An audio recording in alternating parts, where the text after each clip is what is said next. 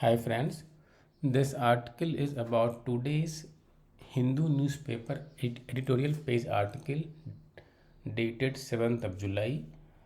This article talks about death of an activist named Stan Swami. Listening to the article will give you opportunity to form your own opinion about the matter. Let's begin. A death foretold. There is a pattern of institutional operation behind the demise of Father Stan Swami. It was a death his well wishers feared would happen and one he had anticipated. Father Stan Swami, an 84-year-old Jesuit priest, known for his service and activism in the cause of Adivasis, died 9 months into his unjust imprisonment on tedious charges, a death that was simply allowed to happen despite being foretold by his deteriorating health in prison will weigh on the country's collective conscience for long. His age and frailty drew no sympathy from either the prosecuting agency or the trial court, which clung to the state narrative of there being grounds to believe that he was part of a moist plot to overthrow the government. Despite being a fit case for bail, he was denied bail, mainly due to the statutory bar on bail under the anti terrorism law invoked against him. The best the defendant judiciary could do for him was to spell for hospitalization, even as the octogenarian pleaded that he be given interim bail to be with his friends or allowed to die in prison.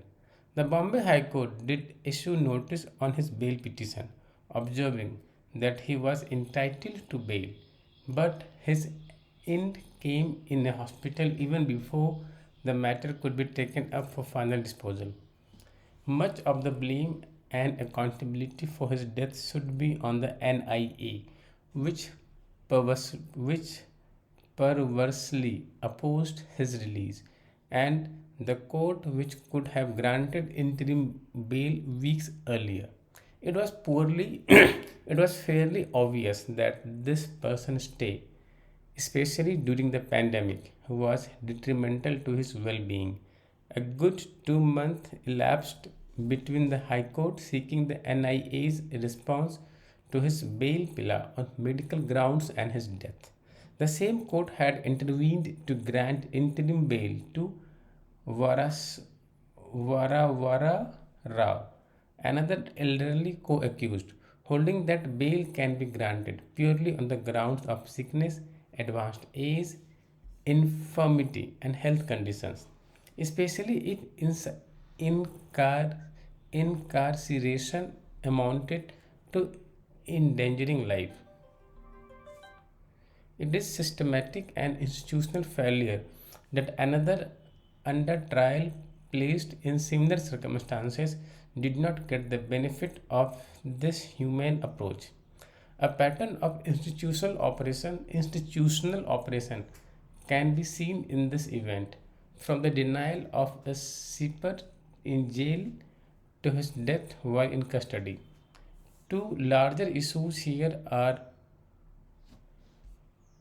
Two larger issues here are the questionable legality of the bail denying feature of the Unlawful Activities Prevention Act and the validity of the Bhima Koregaon case itself. It is time the higher judiciary examined these, especially the attempt to link a simple case arising out of violence a day after the Elgar Parishad, a commemorative event held in Pune, and an alleged Maoist plot involving lawyers, activists, and human rights defenders. To make matter worse, credible reports that came that some of the electronic evidence gathered in this case could have been planted remotely by malware were never investigated. The call for accountability for Mr. Swami's death rings painfully true.